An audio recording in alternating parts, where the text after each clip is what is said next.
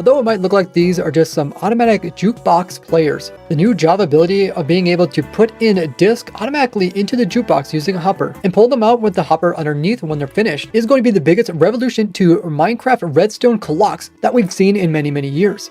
Hello there, Ray here, and let me explain. Before I explain each of these machines and their benefit for redstone clocks in the future, let's first point out their intended use. So what you could do is place in a hopper that's pointing into the jukebox, and when you place a disc in, it just starts playing it. While the jukebox is playing the music disc, the jukebox itself will actually put off power. So if we put a piston up against it, it will extend. This same power is actually locking this hopper down below, so it's not able to pull out the disc. And when the jukebox is done playing the disc remains inside of it, but since it's not playing any music, the power is also removed. Then we can automatically pull the disc out by putting a hopper underneath. So if we do this, we'll see the disc ends up here. Then what we could do is just have the disc get pushed into a dropper, which when power will put it back into this hopper, repeating the cycle. I just got a small observer clock here, and if I attach this here, it piped it around and automatically started playing once again. So with a simple setup like this, you can create an automatic jukebox which will play your favorite melodies. But this can be combined with the fact that every single music disc has a different redstone strength when you have a comparator reading the disc which is inside of the jukebox. And this is how my automatic music disc sorter would work without using NLA. My previous music disc sorter had to work by using the player. This is because in Java Edition before, unlike Bedrock Edition, the jukebox wouldn't actually put in disc automatically. So we had this dropper here that would give the disc to the player. And we had this trapdoor that would open and close, and then the player would place it into the jukebox behind it. Then after a short delay, since our jukeboxes also wouldn't pull out the music disc, we then had to right click it to drop it out. This is what it would look like. And every time you would place it in and remove it, we'd also have hopper minecarts that pick them up and drop them off at their associated music disc type. That was just done by using some redstone and some chests so that each music disc would go to their individual chest. Now because discs cannot stack, it means that you can't use a normal redstone sorter to sort them, so you could always use my allay item sorters, which would cost you 1 allay for every single disc type. Although I do have an allay breeder, so you could get plenty of those, but it's so much easier to use redstone than messing around moving these entities. So I went ahead and updated my automatic disc sorter, so now it doesn't even need a player. Although the concept is quite simple, I did spend 5 hours live streaming, coming up with a super compact and simple to build design for your survival world. Although the redstone is very minimalistic, it is actually quite genius. You just put the music disc in here. What happens is every time the hopper minecart comes over and drives over top of this detector rail, it's going to send out a redstone pulse, which is going to power this dropper here. The dropper is then going to push the music disc into the jukebox, which is going to start playing it. When the disc is inside, we're also going to then see exactly what disc is inside because each disc produces a different redstone strength. The redstone strength is going to end up over here. And if you pay attention, you'll see that redstone strength actually changes. This little device here is just a memory clock. So we remember what type of disc is inside because we remember what type of signal strength it is. Then we take this very unique redstone strength and we continue moving along with this comparator. We push it over here and then this big huge line of redstone is actually illustrating every single disc and the redstone signals that are associated with them. Notice as different discs go through, the redstone signal is actually changing different lengths. This is ultimately how I'm actually sorting the different discs out. Because the hopper minecart does go underneath this jukebox, the minecart can immediately pull out the disc which is inside the jukebox before it even finished playing. Then using that with the combination of the redstone signal, it will go over top of these rails, which just underneath of them are some hoppers, which are trying to pull out the disc which is within inside the cart. But because the redstone is locking these hoppers, they can't pull out the disc until it gets to an area where there is no redstone. So in this case, it's going to drop off the disc right at this location here, which puts it in the correct chest. So all the previous hoppers can't take the item, and all the hoppers that are afterwards never get a chance to take out the item because only the very first one that's unlocked will take the item.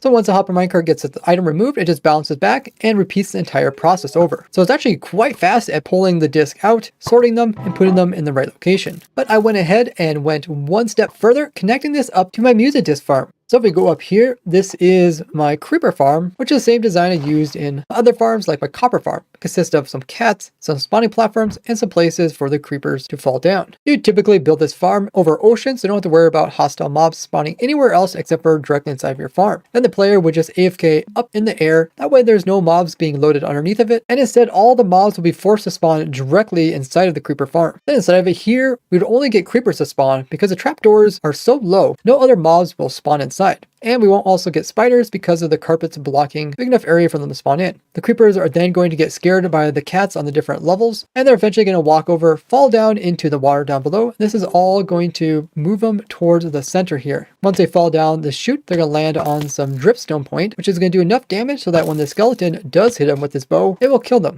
I came up with this waterless golem and skeleton setup where the skeleton is seeing the golem because they can actually see its little red line from the skeleton's eyes, which is right there, all the way through and through the soul sand and continue through and all the way to this red line of the golems. And since the skeleton can see the golem, it tries to shoot it because they're quite hostile towards them. But as you can see, the arrows have to first pass through this very small hole, which you can't actually see in the soul sand, but is definitely there. Oftentimes the skeleton will miss with its arrows, but if an arrow happened to go through it, by the time it gets over here, gravity has pulled it down too much and it can't make it through the second small hole. There's a 0% chance of the golem actually taking any damage. Now when creepers are killed by a skeleton, what happens is not only do they drop gunpowder, but they also drop one of the many different types of music discs. All the items are being picked up by this hopper minecart and then moved down through these hoppers. We also got a item sorter here, which is sorting out the gunpowder, so you can still use this farm as like a gunpowder farm to supply your rockets. But it also produces disc. As the disc won't get sorted off, they'll get put over here into this barrel, and then from there they're getting pulled and put into the music disc sorter. So by combining this, you get a really cool system of not only creepers, but also music disc and having it all sorted. And Dark Oak Disaster made a Bedrock version of this, which I've linked in the description. And if you'd like to help update any of my farms for the Bedrock edition, send me a direct message on my Discord. You might be wondering why in the world would you want to have all the different type of discs and so many of them, which gets me back to my initial point that these are not just jukebox players, but they are way more than that. That's because these are actually a versatile clock, because depending on what type of music disc you put inside of it, we'll have to play the entire music disc before wrapping around and putting it back inside again. And because each music disc has a different amount of time it takes to play through the entire thing, when any music disc does finish, it's going to send out a redstone signal at a consistent, repeatable time. Then all we have to do is pull a signal from one of these areas, such as like a comparator reading when the music disc goes past this dropper or when the music disc is inside the jukebox and then leaves it. We can not only get a consistent clock, but we can also use the different comparators to power things at different times, such as this comparator will stay on while there's a music disc inside, where this one will only flash on for a short period as the item passes by. I made a few different types of these jukebox players. This one here will only activate once the disc falls over here. Then this comparator here can detect that there is a disc in there and it will extend and power it back into the system again. Where this one here will detect when this hopper unlocks, as it's currently being locked by this powered jukebox. And then once that happens, it just sends a signal around with enough delay so it can push the same disc back into the jukebox. We also looked at this one earlier, which just has a constant observer clock, which is constantly trying to push anything in here back into the system. These three designs here only take a single music disc, where this one here takes multiple ones, which are in different phases of getting cycled around. When this one ends, what happens is the jukebox stops powering, which will update this note block, which will quasi-connectivity update this piston, which will then retract updating this dropper, which then learns he's no longer being powered by this jukebox until the next disc gets pushed in by this hopper, in which case he does remember to get powered and then he'll push his disc upwards, and then it just cycles around. The cool thing about this design is that you don't have to use the same music disc. You can put in whichever ones you want. This not only can let you play 4 different musics in a repeat loop, but you can also choose to put in different discs so you can get different signals. Or if you want to be randomized, you can always put more than one disc in the system, and then when it powers, it'll just choose one of them. Now the times the music discs range from about 1 minute to 6 minutes. And you can make a combination of different discs to get different times. If you want longer times, you can use T flip-flops with these, so that like every 2 discs, it'll send off a signal, or like 4 discs or 8 discs. Or you can combine this with like a hopper counter, so you can keep track of how many times the disc goes in and out before a certain output will occur. This would be definitely helpful for going for longer time clocks, where before a hopper clock would only get you up to around 4 minutes. And getting times longer than that, you'd have to chain hopper clocks together, or start using like a daylight sensor, which goes off of how much time is going by.